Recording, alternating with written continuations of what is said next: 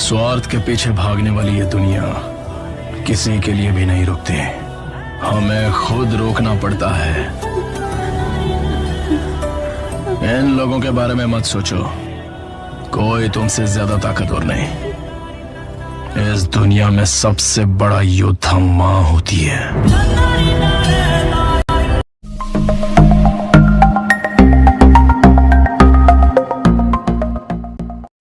आज हम लोग देखते हैं पर्यावरण पारिस्थितिकी का एक सबऑर्डिनेट पार्ट या एक मुख्य पार्ट कह सकते हैं। सबऑर्डिनेट तो नहीं कहेंगे, ये एक मुख्य पार्ट है और जिसको नाम दिया जाता है इकोलॉजी। इन्वायरमेंट के अंतर्गत आप बोलते हो। अच्छा, इकोलॉजी एक चीज ध्यान रखना, इकोलॉजी जो बनता है इकोलॉजी, इसको हिंदी में कहते हैं पारिस्थितिकी।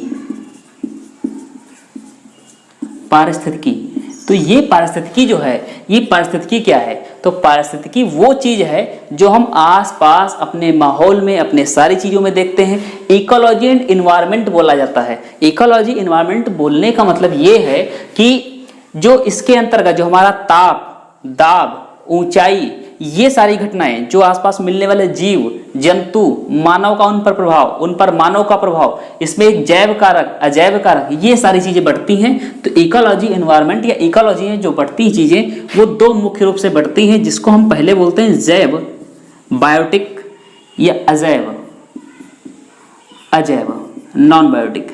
ये होते हैं, जैव का मतलब होता है जो सजीव है और अजैव का मतलब होता है जिनके अंदर जीवन नहीं है। अभी तक तो जीवन नहीं खोजा गया है। जैसे ऊंचाई, ऊंचाई, क्या ऊंचाई मानव प्रभाव डाल सकती है या जैव प्रभाव डालेगी? बिल्कुल डालेगी। जैसे आपने सुना होगा, जैसे जैसे ऊंचाई पर जाते हैं तो मौसम कैसा होता है? ठंडा होता रहता है। जैसे जैसे हम नीचे जाते हैं वैसा मौसम कैसा होता है? जैसे नीचे आते हैं साउथ की तरफ तो हमें गर्मी लगती है, जैसे जैसे ऊपर जाते हैं तो कश्मीर वगैरह में हमको ठंडक लगती है। तापमान, तापमान प्रभावित करता है।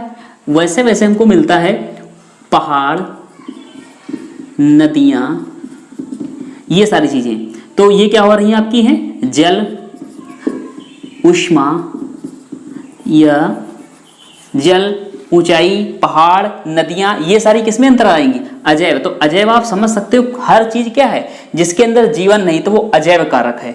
दूसरा क्या होता है? जैव कारक। तो ये होगा अजैव और जैव। तो जैव का मतलब ये होता है जिनके अंदर जीवन है। तो जीवन जो होता है ये होता है, इसके अंतर्गत हम लोग देखते हैं, जैसे बोलते हैं कि एक शब्द आता है उत्पादक, उत्पादक। दूसरा शब्द आता है आपका उपभोक्ता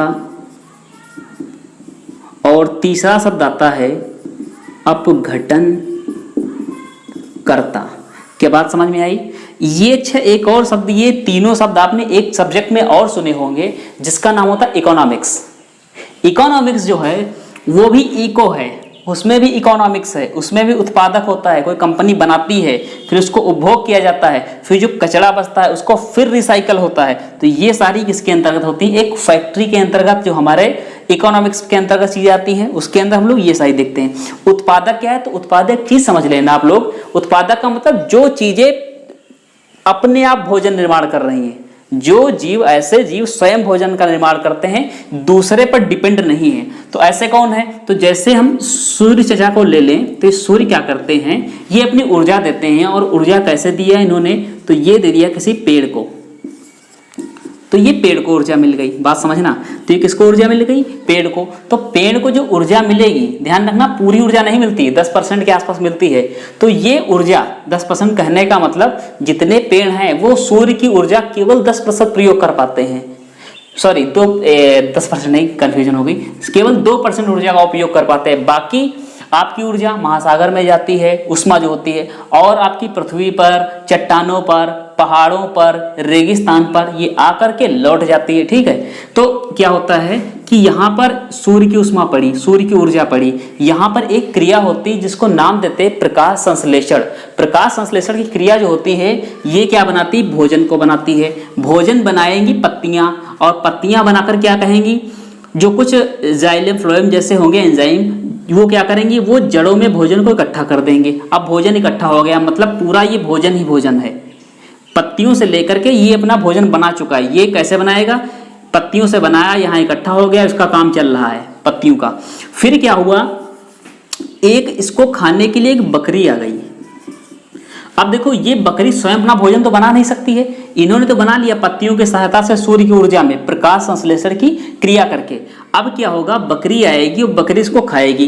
तो बकरी जब खाएगी तो सबसे पहले बताओ इसको खाने वाला कौन हुआ? सबसे पहले इसको खाने वाला बकरी हुआ, खरगोश हुआ, और जो आपके जैसे हिरन हो गए, ये सारी चीजें, गाय हो गई। तो ये क्या खा रहे हैं? पहले सबसे पहले इसको खा रहे हैं। क्या शेर इसको खा रहा है सबसे पहले? घास को नहीं खा रहा है। तो बकरी आई खाने के लिए, तो ये बनी उपभोक्ता। क्या बनी? उपभोक्ता।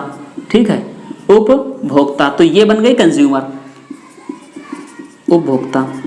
अब उपभोक्ता में भी कई पार्ट बढ़ते हैं। उपभोक्ता में कौन कौन से पार्ट बढ़ते हैं? तो एक चीज देखना आप लोग कि बकरी खाई किसको? पेड़ को। और बकरी को खाया किसने? खाया तो बकरी को खाया मान लो भेड़िया ने, भेड़िया ने। तो भेड़िया क्या स्वयं भोजन बना सकता था? नहीं बना सकता था। ये क्या पौधे से ऊर्जा ले सकता था? भेड़िया क्या खाता है इसको? नहीं खाता है। ये इसने किसको ले लिया? इसको ले लिया। तो ये हो गया उपभोक्ता। और ये कौन हो गया? तो इसको हम लोग बोलते हैं द्वितीय उपभोक्ता। ये हो गई प्रथम उपभोक्ता, ये हो गया द्वितीय उपभोक्ता, द्वितीय उपभोक्ता। तो उपभोक्ता हो गया द्वितीय। ऐसे ही भेड़िए को किसने खा लिया? तो भेड़िए को मान लो खा लिया जंगल के राजा शेर ने खा लिया। तो ये कौन सा उपभोक्ता हो गया? तो ये तीसरे नंबर पे आ रहा। तो ये हो गया तृतीय हो गया। ठीक है, तो ये तृतीय हो गया। शेर जब मर गया, जब शेर मर गया, भेड़िया मरा, तो इनको किसने खाया? तो इनको मान लो खा लिया गिद्ध ने खा लिया। और गिद्ध एक ऐसी प्रजाति है जो इनको भी खा लेगी, इनको भी खा लेगी, इनको भी खा लेगी। जिंदा मिल जाए मौका तब भी खा लेगी, मरे हो तब भी खा लेगी, और ये स्वयं को भी खा लेगी, है ना। तो ये स्वयं को खा लेगी। तो इसको हम लोग कहते हैं अंतिम उपभोक्ता। ऐसे तो कई सारे बनते रहेंगे, प्रथम, द्वितीय, तृतीय, है ना। ठीक, तो अब ये आपने देख लिया कि ये क्या है? उत्पादक, ये क्या है? प्रथम, ये द्वितीय उपभोक्ता, ये तृतीय उपभोक्ता, और ये अंतिम उपभोक्ता। तो ये देखो, इसको हम लोग एक और नाम देते हैं, ये होता है शाकाहारी।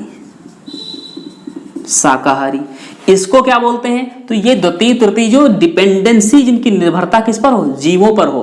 तो जीवों पर अगर जिनकी निर्भरता होती है तो वो क्या होते हैं? तो वो होते हैं आपके जो स्वयं भोजन नहीं बना रहे हैं और जीवों को खा रहे हैं। और कौन जीवों खा रहे हैं? जो प्राथमिक उपभोक्ता हैं या जो पेड़ पौधों से ऊर्जा ले रहे हैं। तो इनको बोलते हम लोग हैं मांसाहारी, मांसाहारी।